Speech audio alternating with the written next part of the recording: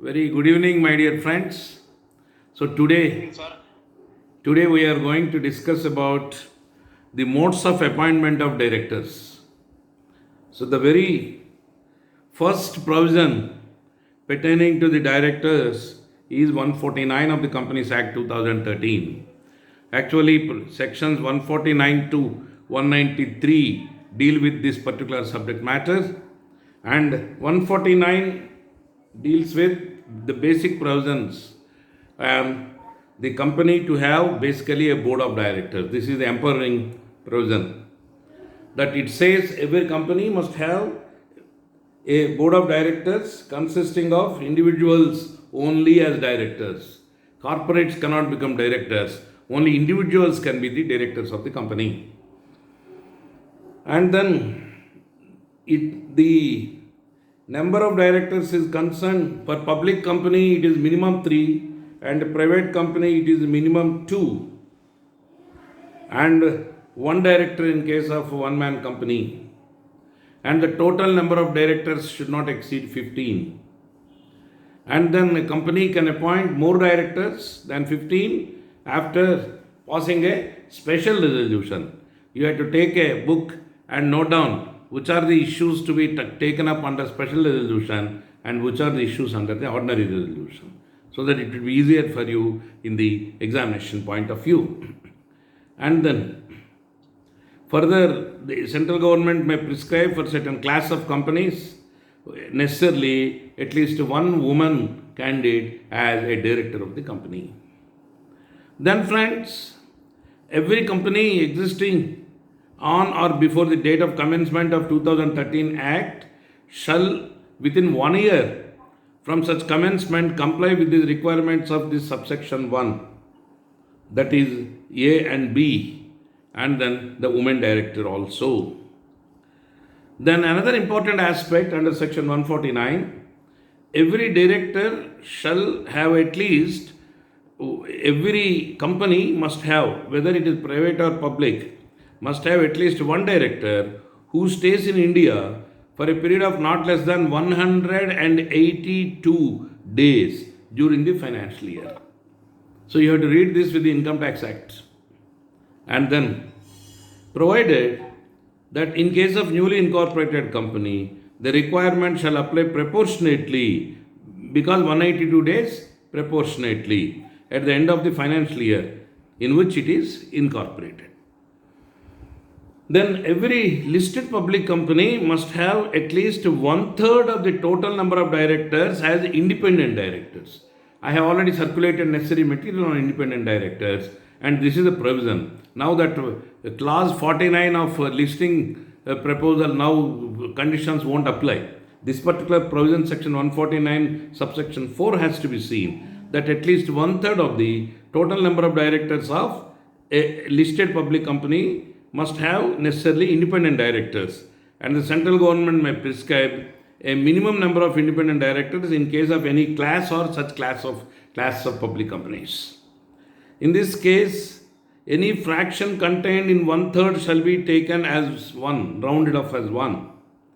Then friends, every company existing on or before the date of commencement of the Act shall within 1 year from such commencement or from the date of notification of the rules in this regard comply with the requirements of this particular provision, that is section 4, that is 1/3 should be independent directors. And then my dear friends, the next important thing,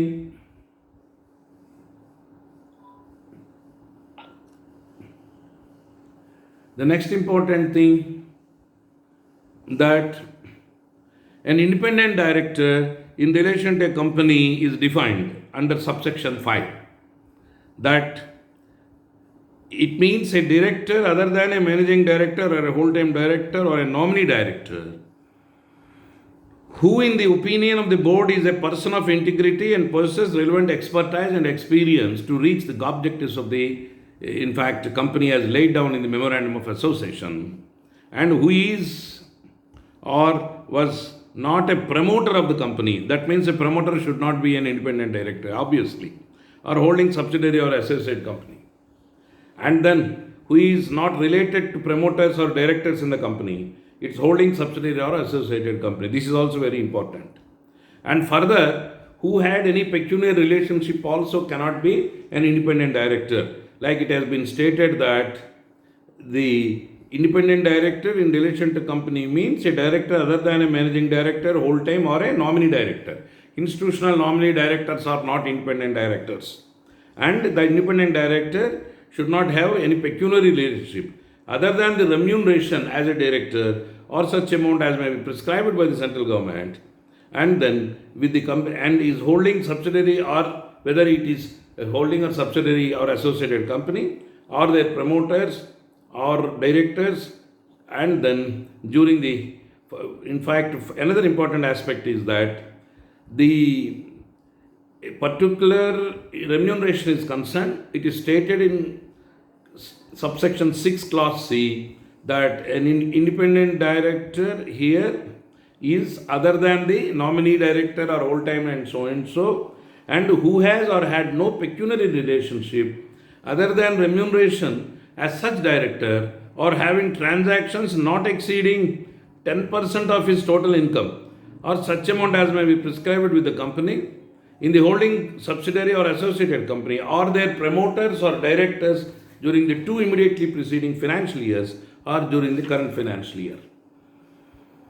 And here clause D speaks of the relatives.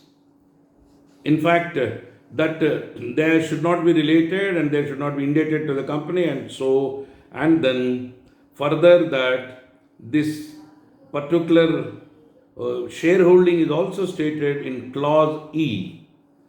And further, he should not be an employee or proprietor of a partner or in any of the 3 financial immediately preceding financial years, and then he should not have link with the appointment of firm of auditors or and such things. So clause 7 says you have to read thoroughly here. There is no need for me to go through this particular clause 6D and onwards, DE, and then you can read yourself. Then most important is clause 7, section 149, subsection 7, 149. Every independent director shall, at the first meeting of the board in which he participates as a director, and thereafter at the first meeting of the board in every financial year, or whenever there is any change in the circumstances which may affect his status as an independent director, give a declaration that he meets the criteria of independence as provided in subsection 6. So what is the criteria of an independent director is stated in section 149, subsection 6 under the different clauses. Then friends, in this case here, nominee director means a director nominated by any financial institution, and independent director is not a nominee director. And then the company and the independent director must abide by the provisions as specified in Schedule 4. Then friends, prima facie, the provisions of section 6.7 of section 152, which deals with the general appointment of directors, would not be applicable in respect of that is, in respect of retirement of directors by rotation, will not be applicable to appointment of independent directors. That means independent directors will not retire by rotation. So friends, these are all the basic provisions pertaining to the Companies Act on the appointment of directors in general under section 149, vis-a-vis the necessity of having independent directors, in fact under section 149, read with subsection 6 and the various clauses thereon. Apart from the other clauses of 149, the subsections thereon, that is 7, subsection 7, subsection 8, 9, 10, then 11, 12 and 13, where under 13 he would not be liable for retirement by rotation. Then friends, Now the next important thing, how the directors are appointed. You have to speak about the first directors as they are appointed, then second, the directors appointed at general meetings, then the directors appointed by board of directors, then the directors appointed by third parties, and the directors appointed by NCLT, and the directors appointed by proportionate representation method. These are all the permutations and combinations in this regard, where we have to first see the first directors, how they are appointed. Basically, the first directors are usually named in the articles of association. If the articles are silent, then the subscribers, 2 subscribers for private, 7 for public, and 1 for one-man company, and those subscribers will become the automatically first directors of the company, and they will hold office until the directors are duly appointed in a regular meeting, in the regular annual general meeting. So here section 152 is very important, and then we have to here go through more than case law. It is the statutory provisions we are supposed to go through in this particular regard. Then friends, section 152 says the appointment of directors, where subsection 1 says where there is no provision in the articles of association for appointment of first director, the subscribers will automatically become, subscribers of memorandum will automatically become the first directors, and then until the directors are duly appointed, they will continue. Then further, every director shall be appointed by the company in general meeting subsequently. Then no person shall be appointed as a director of the company unless he has been allotted the DIN, that is director's identification number, under section 154, or any other member as may be prescribed under section 153. Then every person proposed to be appointed as a director by the company in general meeting or otherwise shall furnish his DIN, and a declaration that he is not disqualified to become a director also must be given by such particular director. Further, under subsection 5, a person appointed as a director shall not act as director unless he gives his consent to hold the office as director, and such consent has been filed with the registrar within 30 days of his appointment in such manner as it is prescribed, as may be prescribed. Then in the case of appointment of an independent director in the general meeting, the explanatory statement for such appointment annexed to the notice shall include a statement in the opinion of the board that he fulfills the conditions to become an independent director as specified, which we have just now read over, 149. Then, unless the articles provide for the retirement of all directors at every annual general meeting, this is the most important aspect, not less than 2/3 of the total number of directors of a public company shall be persons whose period of office is liable for determination by retirement of directors by rotation, and save as otherwise expressly provided, the directors be appointed by the company in general meeting. What does it mean? In every annual general meeting, in fact, 2/3 of the total number are liable for retirement by rotation, and in every meeting 1/3 shall necessarily retire and eligible for reappointment. That means the term of each director shall be 3 years. That is how it goes. Like our Rajya Sabha members run for 6 years, here directors will run for 3 years. And then total strength may 2/3 will retire by rotation compulsorily. Out of 2/3, 1/3 will necessarily retire. And first general meeting, they will draw lots.